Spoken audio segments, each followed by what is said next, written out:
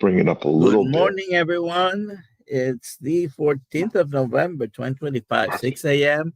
And we finally got here. It's Hack Your Health, starting in just a couple of hours. And we are coming here from Yeah, Tampa, that one. Florida. Please put in the comments where you're watching from. Also put a hashtag KMT for a chance. What are we giving away today, Alia? So we're going to give away a t-shirt. However, sometimes people request something else so they can get another gift if they cannot get a t-shirt, and that's fine. Like a book or a hat, and that's fine. So good morning, everyone. I'm coming here from the Hack Your Health Retreat House with Meatstock, my good friend Scott Everson, and we're talking healing for all of our brothers and sisters. I know Lisa's here, Wiedemann, Lauren Knight Hughes, Angela Lero, Terry. Who else? Oh, Maria. We got amazing Maria Emmerich. We have amazing people down here. We're talking keto, carnivore, faith, fasting, fitness, and what are we talking about today, Dr. Nelson? Well, we might have a guest coming in. I don't know what's happening. If not, we're going to be talking about anything. Anything and everything. And I had a really great trip yesterday. Actually, just got her pilot's license, which is great. And so Mike was the pilot, and Ashley was the co-pilot. Awesome. Corley and I were in the back. We dropped him off in Columbia, South Carolina, to work from home for a week or two and hang out with his wife for Thanksgiving. And I dropped off down here in Tampa, and I'm hanging out with all of our brothers and sisters at Hack Your Health. And so really grateful everyone's here today. And there's so many people who are visiting down here in Tampa at Hack Your Health. There are still tickets for Hack Your Health, I imagine. So even if you can't come to the dinner tonight with us, but I'm at the dinner tonight with Kills Mighty Tribe. And then tomorrow night, it's Healing Humanity. And then there's another dinner with Lisa Wiedemann on Sunday night at the retreat house. So I think everyone's invited. I just got myself in trouble. I have to ask Dr. Kilson always invites everyone. Well, if last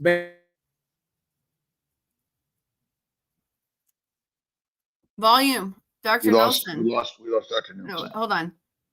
Dr. Nelson. Yes. I muted myself.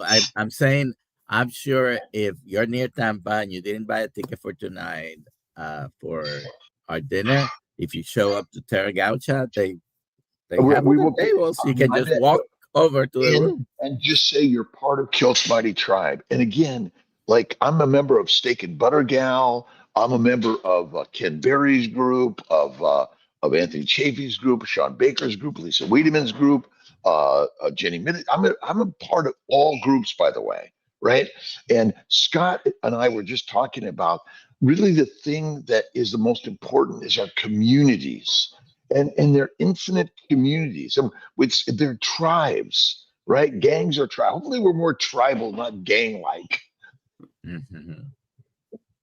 We get to hang out with all the tribes today, tomorrow, and Sunday. Yeah, absolutely. And Lewis says everyone's invited. I saw that out there. Oh, and our brother Mitch, Old Guy Carnivore, is at 9. I wonder if we want to get who's going to pick up Mitch and bring him. I got a hotel room. But if not this one, we're gonna. It's a 3-hour trek to about 3 hours from Tampa. Nice, and rumor has it that Rick Rodriguez, Charger Mopar, is here in Tampa. Oh no! Oh, and we're gonna go on with Mitch this morning and listen to Mitch at some point. And wherever you're at, we're brothers and sisters. And do we have challenges, troubles, and do we get a little grouchy as in our 60s and 70s and maybe 80s? We have Yep. all kinds of troubles. Mine is up already. We love you, Nelly. Don't listen to him. Well, that's why I have faith in God, whether it's Jesus, Muhammad, Moses, Abraham, Buddha, Lao Tse, I don't care, Nelly. You have a leg to stand on, but you have a cross to bear, and you have strength in the word and the way, and that's what we're all here to do together.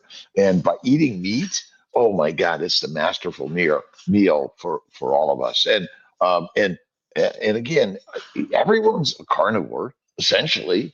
Okay, sometimes you go off the track once in a while and you have some zucchini. Don't lose your shirt over it, right? I think we convinced. She may have just been polite, but I think we may have convinced our waiter last night. I think we did. To give it a try. I mean, she used to be vegan, vegetarian, got sick, so she started eating meat again, and she works at a steakhouse. So that only makes sense. I had leather for dinner last night. It was overcooked steak, but it was blackened, and so I kind of I cut it up on a cutting board. Scott, the team, made it yesterday, and I got in late last night. And Lisa Wiedemann and I were just like, so we polished it off, and it was so good. And we put some of Scott Everson's new salt, which is really great, by the way. And so we're going to put this on the Kilts Health Marketplace, along with, I haven't tried he's got these new electrolytes. We have electrolytes too, by the way. And there's going to be a competition. We love competition, by the way. We love competition. It's like, what's the best? We all are, right? But the most important part is, judge not lest he be judged. Do something, and we're learning from others. Now I'm going to take his products, and I'm going to learn how to make a better product.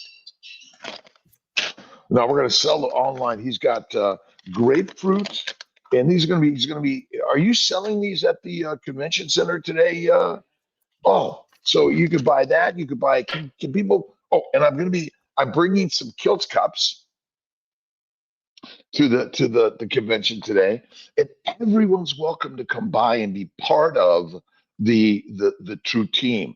Come here, my brother. We got to get Scotty in here.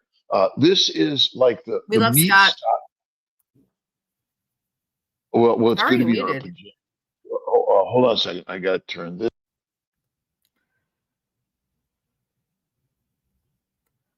Well, while they're fixing that, hashtag KMT for t-shirts.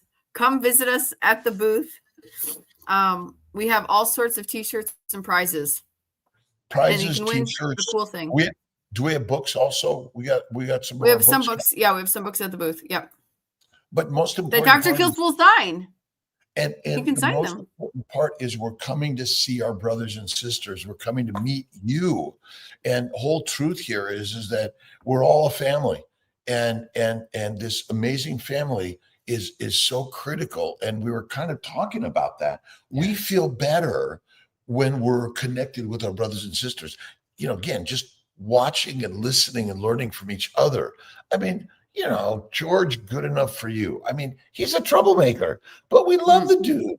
Rick, right? Oh, okay. Now Nelson. I mean, Alia. Yes. Please send the link again to Natasha. She's in the wrong room. She's been waiting there for a while. Oh, okay. Okay, I don't know how that happened. Thank you. Can you guys hear me? Yes. Yes. Yeah. Okay. And we're live. We're live. We are live. We're live. Where's it Memorex? I mean, does Memorex even matter anymore? I was saying, so speaking of community, I was saying to Dr. Kilts, I host like the Meat Stock event, and I do retreats like this. And, I've been very sick again recently, but every time I do this, so we were in Montreal 2 weeks ago together with, we had Bella and Mary Ruddock and Lisa, and some other really amazing people. And it's miraculous just how I feel so much better when I'm with people, you know? I got my 2 kids, but you can't really have much of a conversation with a 4-year-old. Well, you can, but it's fantastical because it's fantasy. And I think what we're doing here is like our brother Bill. Bill's not ready to fly. Oh my God, we are still with Bill wherever he is in the world.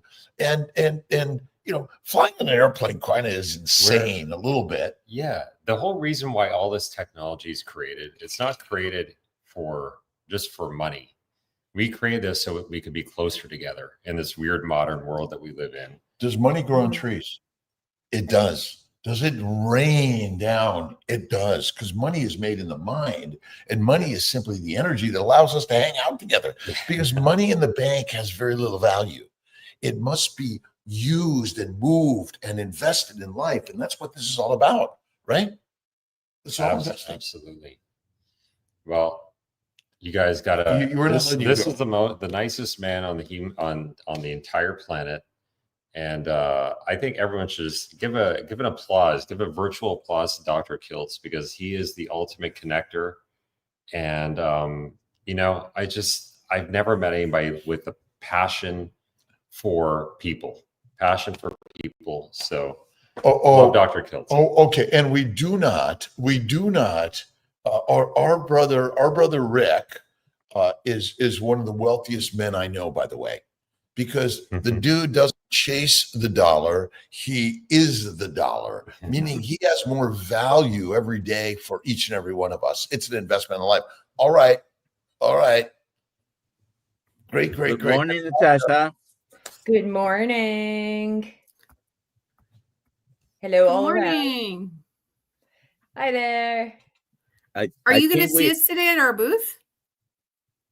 I wish, but I'm in Canada right now. So unless you guys have a jet in the water, I would love to. We'll send Dr. Kiltz to go get you. I'll have a steak ready. Snack. I got butter. Well, thank you for being here. Sorry for the technical difficulties. No worries. That was my bad. I had an old link. We're going to be talking to Natasha in a second, but go ahead and put questions in the chat if you have any for her. And let's go ahead and talk a little bit, Natasha. First of all, you've been with us a couple of times, but just in case there are people here who don't know who you are, tell us who you are and what you do and how you eat and what benefits has that brought you. All right. Awesome loaded question. I like it. So hello again, everyone. My name is Natasha Vaz. I originally went to school, started my education in 2008 as a CMP, Certified Nutritional Practitioner. I moved to the beautiful province of British Columbia in 2010. And I now live on Vancouver Island, Big Island, as west as you can go in Canada. And I'm about halfway up this very big island in a beautiful town called Campbell River, which is above the 50th parallel and also known as the salmon capital of the world. And I say salmon, and of course, Dr. Kiltz jumps back in. And I love Vancouver Island. I love all that area. That's my favorite spaces. It's so beautiful up here. I on my way driving home this evening, I had to honk at a white-tailed deer to get out of the road. And it happens all of the time. Like, we have deer here, we have moose. I'm in the same area with cougars and bears. And, when you have healthy environments, that's where the big predators come out. So I've been working as a one-on-one type nutritionist. My biggest thing is doing custom 90-day programs because as you all know, healthy is a lifestyle. And even if I had a crystal ball, I don't think I could understand everything about people's lifestyle in an intake session or two. But I try. And so part of my job is to help people figure out what healthy looks like for them. And one of the big things that I come back to is what were humans doing when we were the healthiest? And, we have all of these fossil records to show that, we had these huge brains, these huge teeth up until a certain point. And then, the growth curve started to change, started to go the other direction. And that had always really fascinated me as a nutritionist, because it's like, okay, what is the simplest like root cause of things? And that always fascinated me. And in 2018, I started working for a functional neurologist, and he was the first one to really start to teach me about keto diets and its therapeutic uses. Not the fad diet that some, not all, probably not a lot of people here. Some people think of it as just like, a fad diet to lose weight, not really realizing that this is, an ancient mechanism, and we wouldn't be here if our ancestors couldn't do keto and fasting. We are the descendants of the ones who made it, with the thrifty genes. So he really got me kind of seeing how it could work really well for concussions. We dealt with a lot of concussions, vestibular disorders, things like that. And I was also teaching yoga and fitness and really into the holistic lifestyle. And then in 2020, 2019, 2020, this little thing called COVID happened. You might have heard about it. I know, call the press. And during that time, because I was working in supplement stores, integrative clinics, and yoga studios, everything I did got shut down. And so during this time, I watched an amazing documentary. It's been a game changer for a lot of practitioners, called The Magic Pill, with Professor Timothy Noakes, and then started to really be like, oh, wow, keto can do all of that too. Even though I went to school for holistic nutrition, a lot of what we knew about keto was just, oh, this is something that like distance runners do, when their bodies run out of fuel. Sports nutrition is the only time I heard about keto. Now, granted, this was a while ago, and I guarantee you the school has updated. The Institute of Holistic Nutrition, highly recommended. And when I did so I saw that documentary, found out about Nutrition Network, did Professor Noakes's course, and it totally blew my mind. And I remember in the spring, I was listening to Dr. Jason Fung's podcast. And during then is when I heard about his fasting method and his intensive dietary management program. And we're both from Toronto, so that really rang a bell. And that was when I was like, this is it, like, this is what I need to be doing. This is how I need to run my practice. I was so inspired. I pulled over on the side of the road, and it's this major road called Marine Drive that goes all through West Vancouver. And I pulled over and I saw that, and I was writing that, and I looked up, and all the street lights turned on all in a row at that time. So I was like, wow, this is like really a sign. And ever since that, I had been building my whole practice around one-on-one 90-day coaching. Often end up working longer with people, but the things I've seen with the ketogenic diet have been absolutely amazing. For myself, I did it more because I had seen what it was doing in the clinic that I was working at. And also to kind of maintain my health and my body composition during lockdown. And, probably needed something new and interesting to study during that time as well, too. So it all really lined up. And so I have for me, I did it a lot for preventative reasons. Like I had a lot of rosacea growing up, acne, a little bit overweight, always, trying to lose that 20 pounds for 20 years type things. And also, there was a lot of issues in my family that I saw like, oh, I don't want that to be me. And so that kind of started me more down the ketogenic journey. And I would now kind of identify as a cyclical carnivore. And the reason I put it that way is to me, keto is always first. And I find based on my cycle, which I've really been getting into a lot with the work of, Dr. Mindy Peltz, really, really like her work.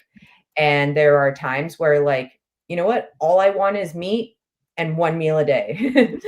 And I will go with that. But then I find other times in my cycle, I'm like, maybe I want chicken around lunchtime and fish around dinner time. And so, my body's wanting like more protein, maybe slightly higher blood sugar from more protein, less fat, and having more meals through the day. And I also find that on a monthly cycle, but also on a yearly cycle, I do find I tend more to wanting just to eat like really simple meats as well too, soups and stews, and doing a lot more fasting and focusing on rest. And my practice involves a lot of women. I would have to say that 80% of my practice right now is womenopause or periwomenopause. And it's just been so rewarding. My youngest client has been 21 and my oldest is 87. She's really happy to be down 45 pounds in 10 months and having better hearing, having better body composition, feeling like she could stay in her 3-story house and do all the gardening on the wet coast where we live. It rains a lot here. I mean, a lot, but it's better than snow. I've had enough snow in my life. But yeah, that's kind of a quick synopsis. I'm getting faster every time, Dr. Vasquez. So thank you for asking. Thank you for being here. Now you're very early, and actually, Natasha and I might be long lost relatives. Mm-hmm. The Vaz tribe. Dr. Kills. Well, one is, I think this lifestyle that you're sharing, Natasha, is getting back to our ancient roots. Would you say? Where animal products are centric nutrition, where do some plants fall into our ancient lifestyle, do you think, seasonally or cyclically, and things like that?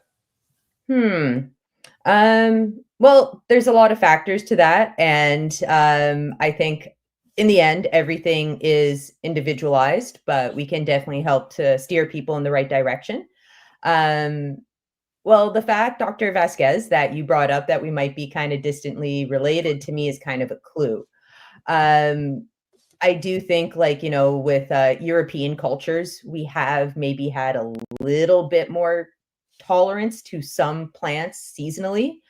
And I think for people who can handle it, and it kind of depends, like, like what, do you have, really, really tough autoimmune conditions, like Michaela Peterson, for example, she's somebody, if she eat plants, it doesn't feel right to her. But I think like nowadays, I do kind of believe in plants as more of a garnish and seasonal and local. And especially when you have certain plants in small doses, it becomes way more medicinal because, the difference between medicine and poison can often be dose. Well, I'm going back even further before. So go back to our Paleolithic time frame. And so seasonally, I mean, in your environment where you are naturally, there really are no plants to eat on a regular basis, right? But there may be some things that are available from time to time and were used for medicinal purposes, as you said, or ceremonial purposes and things like that, or because disease has been part of all animals' lives. And so, this is part of our ancient heritage. And you mentioned women's cycles, right? So what type of changes do you see in a woman's cycle that you think have been important? Yeah. You're the expert on this. But from what I observe it from a metabolic standpoint as well. But to me, what I've kind of noticed is in that first 2 to 3 weeks, after a woman begins her cycle. So the first day that a woman would have to use feminine hygiene products, day 1. So starting on that day, like I do find like that me and the women in my practice that I have worked with, we find it like that's when it's easier to be more disciplined. That's when it's easy to be more on like the lion side of carnivore. And that's when it's a little bit easier to do intermittent fasting. So I do feel that like estrogen can handle a little bit more stress and it wants lower blood sugar. And then towards the middle of the cycle, ovulation, about 2 weeks in, that's when we actually get a hit of testosterone. And during that time, we're even more able to be like, like stoic, disciplined, and even do better as lion as well, too. And then, like as, the progesterone starts to come in, the body might be like, okay, well, I need a little bit higher blood sugar because for a lot of reasons, but one, I'm building you this uterine lining, and part of the uterine lining is glycogen. So, we need blood sugar and turn it into glycogen and all of that as well too. And I do feel that we can tend to be more insulin resistant in the end of our scale of our cycle, and that can vary for a lot of women. And so I find like not only does that kind of like work with our physiology, but it can break up the monotony of it and actually make it more so that like women can honor their cyclicality. And I'm finding a lot of stuff really fascinating about the nervous system, about how like things that can regulate men can dysregulate women. And, we're not just little men. We have very different biologies. And so I think it's been really interesting to see how listening to what I want and feeding it that way, how that makes me more in tune with cycles. How many menstrual periods did women have throughout their lifetime before modern ideas of, oh, you should be on a birth control pill or use an IUD and get all these things to prevent pregnancy? But biologically, what is the true imperative of all organisms? Well, just like plants, we want to spread our seeds. We want to create the next generation. It's reproduction. Yeah. Do you think our attempt to prevent reproduction is part of our pathology? And in essence, again, a menstrual cycle is a sign of fertility, and we're fighting our true nature. And I think it's interesting because basically it's that time of, okay, I'm developing that follicle, that egg, that environment of the endometrium. And then post-ovulation, progesterone rises and says, okay, you've got an egg and a sperm coming together in an embryo. Get fat, really bring on the carbs, the calories, in order to build fat, in order to be prepared for that pregnancy. But it doesn't happen. And then we're taking all these birth control pills and all these methods to prevent something. Does nature want you to prevent it? No, those parts are there for a reason. And so we have a massively manipulated I always say our physiology and biology are I mean, our biology, men and women, all human, are the same, but the physiology is changing depending on the cyclicity. But it changes for men too, depending of our environment, because ultimately, if you think about it, is what is our job is reproduction, and we're kind of failing at that. Yeah, it doesn't seem to be like, the top priority, like 3 meals a day and going to work 9 to 5 every day. And that's not conducive to cyclicality. And so what are you finding in the women you're caring for in their biggest issues, and the biggest thing that you're finding is the biggest bang for the buck for the benefits for them in this lifestyle? Very generalized in a sense. Now you're talking specifically carnivore as our real lifestyle. Well, I love making the distinction between keto and carnivore. And, I'm sure a lot of your group knows that, keto is a metabolic state, and carnivore generally will put you in that ketogenic state, unless you're doing, lean carnivore, or there are other, hormonal factors going on. So for the women that I have been teaching this for, like, one of the biggest things has been like food freedom. They're like, I spend way less time thinking about food, preparing food, planning food, and they start to be able to like enjoy the forbidden fat. Like, oh God, like, like I haven't, I always pick like chicken breasts and fat-free yogurt. And then I'll be like, okay, why? And they're like, because we were told to. I'm like, who told you? And then they're like, well, they did. I'm like, well, who are they? Like, so that kind of like really kind of making them like question what they've been told.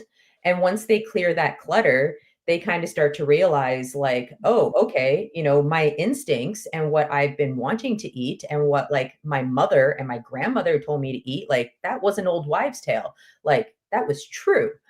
And so they do start to feel really, really empowered. And, like one of the biggest bangs for the buck is when I actually make that keto switch with them. That's what I like to call it, a metabolic switch. And once I actually make that change with them, they're like, oh my God, I can focus. I'm not thinking about food all the time. And when I do think about food, I can, put it on the back burner, like my time and what I want to do is the priority now. And so like the keto combined with intermittent fasting and simplicity, I feel is one of the biggest benefits to the lifestyle. And that's what a lot of my clients also repeat as well too. In our ancient environments, today we can pretty much order and ask for anything we want. Yeah. But in our ancient environment, could you say, hey, my period's coming or I'm ovulating, I need this today? It exists because you're focused on hunting, and I'll throw in the gathering because we claim that. I don't know if that's true or not, but we're survival, right? And so, you didn't have a delivery boy, guy, gal, or whatever it is, delivering you food whenever you want and whatever you want in a cupboard. It was like, okay, most of our time was probably a feast or mostly famine. Right. And, hunting and gathering was our constant. And so we're claiming these ideas of, well, if you're on this time of your cycle or that time of your cycle, but that isn't our existence in our evolution, is it? Well, like that wasn't how it started, and I do kind of feel like a lot of what we are trying to do is to get back to that physiology, to that primal blueprint. And, so like kind of nowadays, like, yes, we have that variety. And so like, I do kind of like to be like, okay, like, what can we do with today's food to heal ourselves, to get back to how we were before? Because ideally it would be great to just eat the same thing all the year round. If you think about it logistically, like, when we, to think about to go to your local grocery store, how long would that taken to walk there? Now we just get in the car and drive. So we have all these conveniences, but has that made life better? I don't know.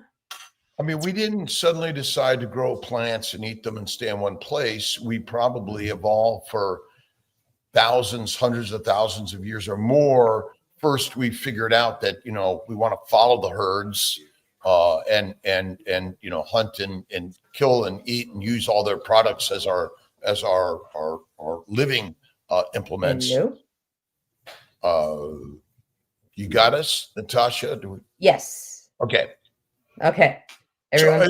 So, we didn't again, we weren't just plopped down into living an agricultural lifestyle. Before that, it was more, we were always on the move and always hunting and look at the people of the North Country, the caribou hunters, or if you go up to see the indigenous Eskimo peoples and Inuits. And Mongolian as well too. I know Dr. Vasquez is really interested in genealogy, and apparently, like in all the genealogy tests, like there's a little bit of like Genghis Khan and everybody. They were hunter-gatherer carnivores. Well, hyper-carnivores, and so I think that's mostly part of this idea of healing. And I know for myself, when I finally went carnivore at 55, I've never felt better. I was good on keto and paleo and Atkins and all those sort of things, but it was carnivore that really sort of like broke it up. And that's such an important thing. Where does coffee fall in to our lifestyles? Not in this cup quite yet, but to me, I love summon the coffee. I take mine with butter, MCT oil. Thank you. No, I'm kidding. I think we're stuck. Natasha is stuck for a second. We can hear her, but she's her image is frozen. Yes, I'm here. No. I'm back on coffee. All right. Well, we have a couple of questions, Ali. Yes. He's drinking it here too with me. Good job. We do have some questions. Let's get to them. First one is from Dr. Prioritize Nelson. the ones that are okay. Go ahead. We only have 5 questions. So, when you're coaching a new client, which blood markers do you consider non-negotiable for a baseline, and what are the less common markers you find incredibly valuable for tracking metabolic health? Nice. Fasting insulin, fasting blood sugar, HbA1c, liver panel, like your ALT and your GST and your alkaline phosphatase.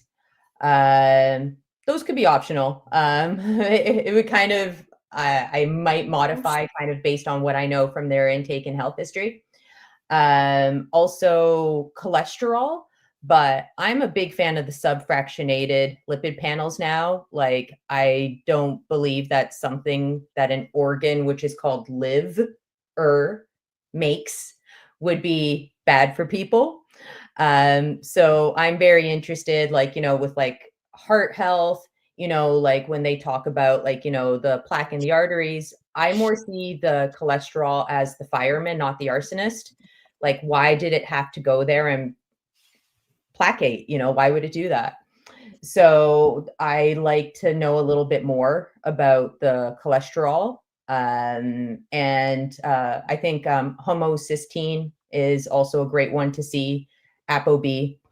So that one tends to be like the more common ones. I do generally pretty much always end up asking for a B12 and a D3 and a ferritin as well too. With the vitamin D, I live in the Pacific Northwest. We have Seattle type weather.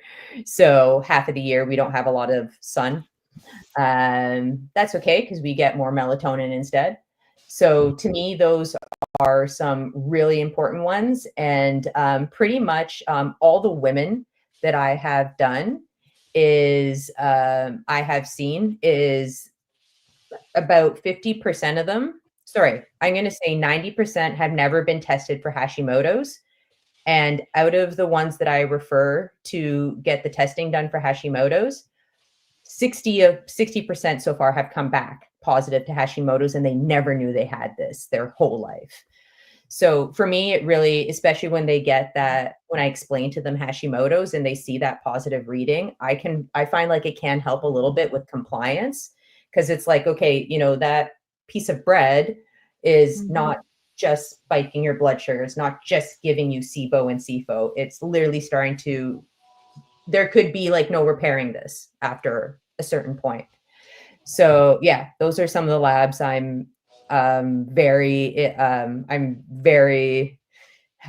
always kind of want to know. And I do have a naturopath in house who has been doing keto for so long. So and him and we've been working together really well for a couple years. So to have another doctor's insight is so helpful. Please put your questions in the chat if you have any questions for her. Let's prioritize the questions that are not mine, Alia. Okay. Did you say that 60+% have thyroid abnormalities? And are these, essentially people on some plant-based diet? Yeah. Oh yeah. There's always plants, and there's always seems to be refined plants until they get to me. But even unrefined plants could be a problem for so many people. Yeah. And because you mentioned SIBO, can you comment about SIBO and exactly what that is and why it's a problem?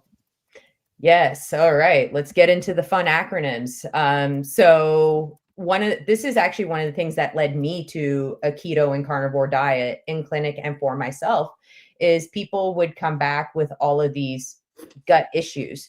So SIBO is an acronym for small intestinal bacterial overgrowth. It can be related to small intestinal floral growth. One is more yeast driven, one is more bacterial driven. I like to put that under the umbrella of dysbiosis, kind of meaning that your biome is not suiting your biological purpose. And when people talk about like good bacteria and bad bacteria, I don't think of bad bacteria as like, these mean bacteria that are like out to get you. It's just that their biological function doesn't align with yours. And the beneficial bacteria, their biological functions support yours. And a prebiotic, interesting enough, in small doses will feed those beneficial bacteria. But even a prebiotic in too much quantity can turn into something fermentable that is acted upon by the SIBO. And to throw in another really fun acronym, this is pretty well known when it comes to SIBO and SIFO, is there's what's called low FODMAP diets. And FODMAP diets are all these different sugars and starches that are in plants. So another acronym, I believe it's fructo oligosaccharides, disaccharides, monosaccharides, alcohol sugars, and polysaccharides. So basically stop the plants. Basically, those are all in plants. And, you don't really get a SIBO. I haven't really seen a problematic SIBO-SIFO situation on a carnivore diet. And I have not seen a single person not improve on a keto, even better on carnivore. Okay, we're going to do some more questions. Let's see. Prioritize not Dr. Nelson's questions. Okay. Magdalene. Good afternoon. All my menstruation stops after 6 months on the carnivore diet. I asked her specifically what exactly her carnivore diet means, because it's hard to answer that question, right? Without knowing, but I did not get an answer to that. So what do you think, Dr. Kills? Why would someone on a carnivore diet stop having unless they're going into menopause, by the Well, way. when someone says carnivore, what does it mean? Yeah. It could mean Do you anything. know what they ate? That's what I asked. And then there's always age, and then there's other pathology that we've all been living with. Just because we go from or low fat carnivore. We go from a plant-based to an animal-based, doesn't mean all the pathology you've suffered from suddenly is going to like, oh, okay, I'm fine. Because as you said, Natasha, it might be too late, or the pathology, again, I don't care if you're a pure animal eater from the day you're born. It doesn't mean you're going to live to 190 years old. There is still all the other environmental factors, and degradation of all molecules is always happening. You'll never stop it. Yeah. And so we don't know why some people get sick and other people don't, but everyone dies. And so there is a natural degradation to all molecules, all atomic subparticles, no matter what.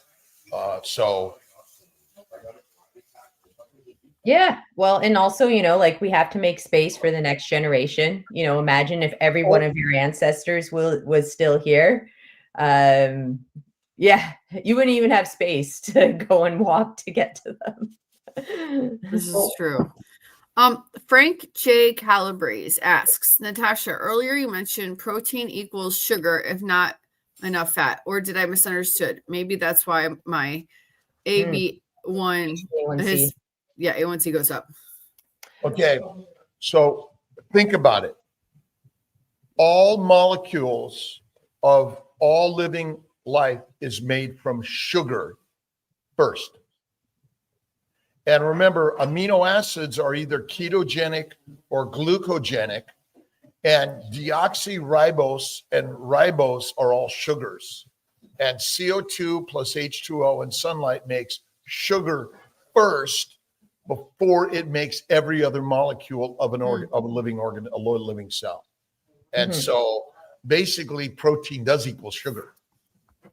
Biochemically. Amino acids are all, because amino acids and sugars go to the liver where insulin converts them mostly to fat, because if you don't have fat, you're effed. Fertilizer or food fast. Yeah. And also I remember the context when I was answering that. It's more, I would say, like it equals blood sugar, because carbohydrates and protein can raise your insulin, and then your body can turn anything into a carbohydrate, which is why we may not necessarily have to eat them. So it equals blood sugar. And then also the way Dr. Kiltz spoke about it, it breaks down into it. And so fat has a very dampening, if any effect at all, on raising your insulin. And without insulin, your body's not pushing blood sugar into the cell. But guess what? We got ketones and so many other things that can be fuel. And if you don't have insulin, you're dead.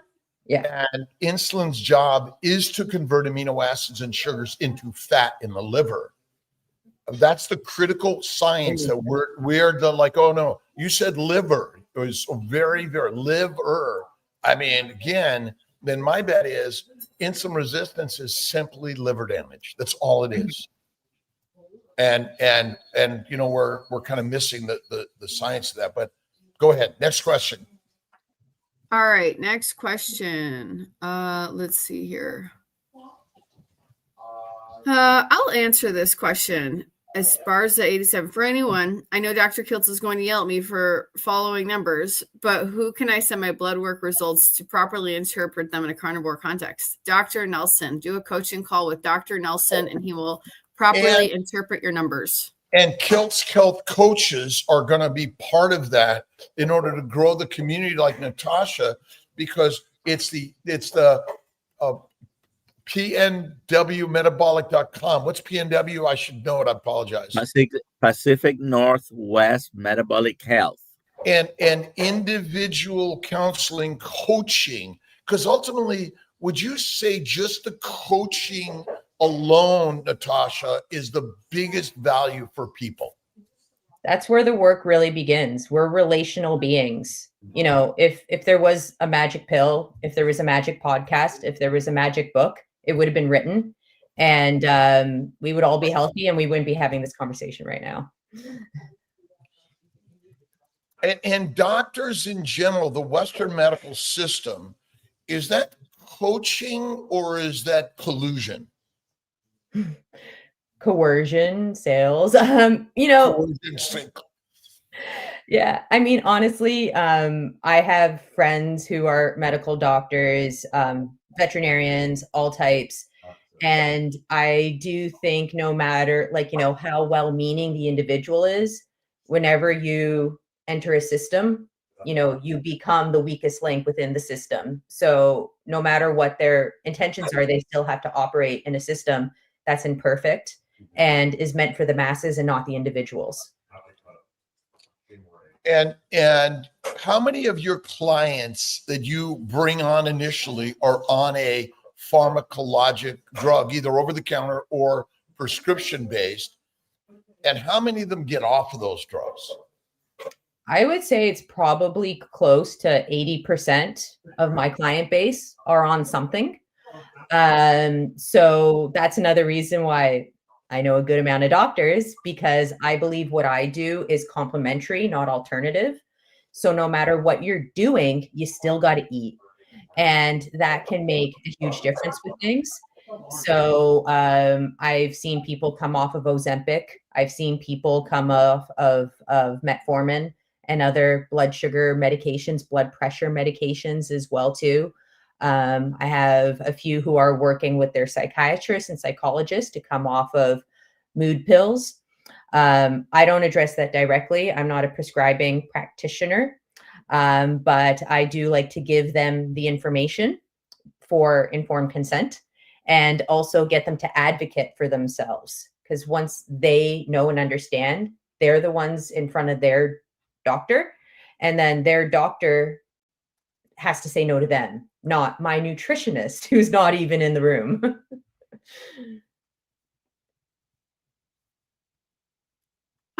I have a question. Oh, let me do my question. We'll get back to Dr. Nelson's questions. So everyone loves to say that beef is like the best food for carnivores, and that's the top one that's going to make you feel the best. And yet I feel the best eating pork ribs with specifically skin and lots of collagen.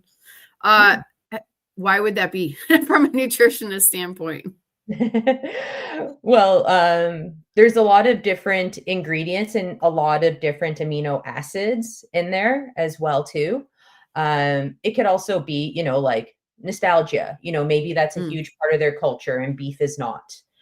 And maybe their body is crying out for some of that connective tissue. I'd be curious, like, is there joint issues going on? Is there like healing, scarring, repairing? That's all of the above. Yeah. So that's kind of we're speaking about you. Okay. Yeah. So yeah, no, that's kind of my thing. Like, when we give the body what it needs and gets out of its way, I think that does make a huge difference. And if you're getting great quality sourced pork, go for it. Like some heritage breed pasture-raised pork is going to have so much more nutrition than, like a sad GMO feedlot cow. Sure. Yeah, that makes sense. And also it's so closely related to bacon. Of course you like it. Yeah, so closely.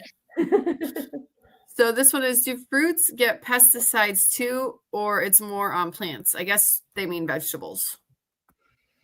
Actually, one of the ones that I hear is the scariest for when it comes to pesticides is the wheat and the grains, because they actually spray glyphosate as a desiccant to help dry the crop so that it can be picked sooner and ripened quicker. Glyphosate, if some don't know, that's Roundup, which is a weed killer. And it's huge in causing, there's been a lot of correlations to tight gap junctions in the gut and leaky gut and the glyphosate. And also, like, there's a whole list out there called the Dirty Dozen of foods, fruits and vegetables that have been shown to have higher or lower pesticides. I think the ones that you can't peel are worse. But they make things like they call it Roundup resistant corn and vegetables, where they are actually making the pesticide in them, so you can't wash it off. And like you see videos of these fields, and people are walking down these fields in hazmat suits spraying these chemicals. Wow. But where's your hazmat suit when you're eating? And the short answer is yes, fruits and vegetables. There's no difference. They can all have the glyphosate because they use them. Yeah, it's going to be on all Right. things, and some are. It's glyphosate. Like, is a little bit of arsenic bad or more? Who knows? And remember, the plants in and of themselves, without human input, are already toxic and poisonous in small amounts or large amounts for any and all of us. Yeah. Already, right? Yeah. Like rubber is something that a plant makes to trap bugs in it. Caffeine was actually meant to fry the brains of little bugs that try to eat it, but we're big bugs, so it doesn't, fry our brains right away. So yeah, so much to that, but that's a very good point. They want to live just like us, and their defenses are chemicals because they can't run, they can't hide, they can't bite. So they have to use chemistry. That's why so much, medications, chemicals, medicines, all come from plants because they're master chemists. But you also have a full pharmacy in here and here. You can make so much of what you need when you give your body the right conditions. Awesome. I just want to shout out Roxanne Friend. Congratulations. Email me, Alia at drkiltz.com, and we'll get you your giveaway. There you go.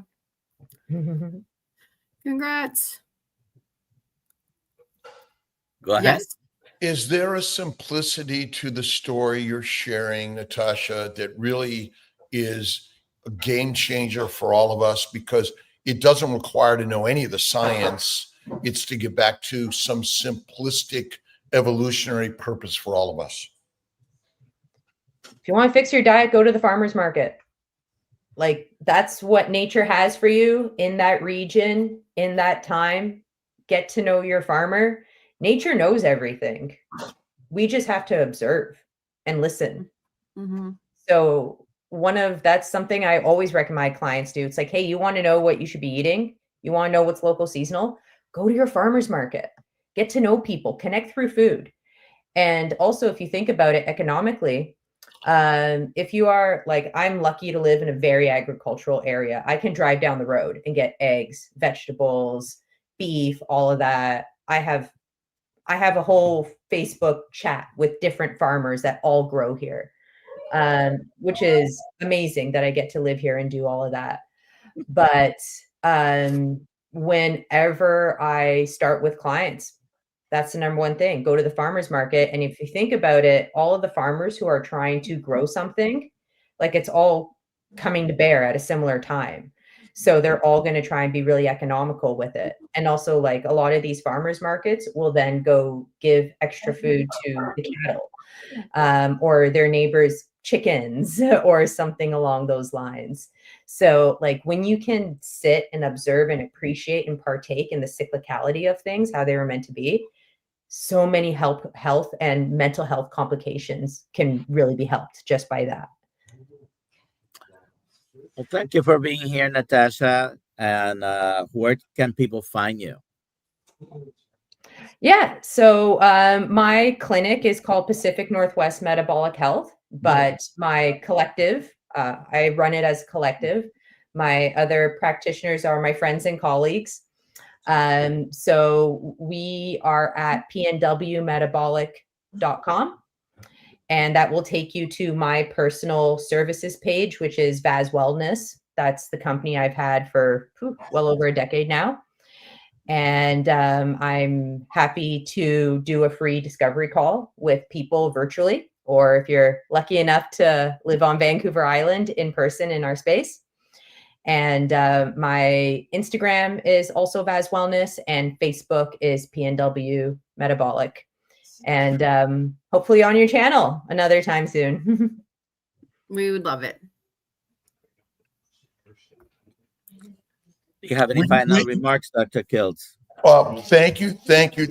This is amazing. We need to do carnivore conversation to talk more about this. And again, because this is the simplicity, it's the fungal web in the soil is and the microbes are everywhere. They're at every level of life. And there's a connection of communication. And that's what all this is doing. It's helping bring a connection of communication.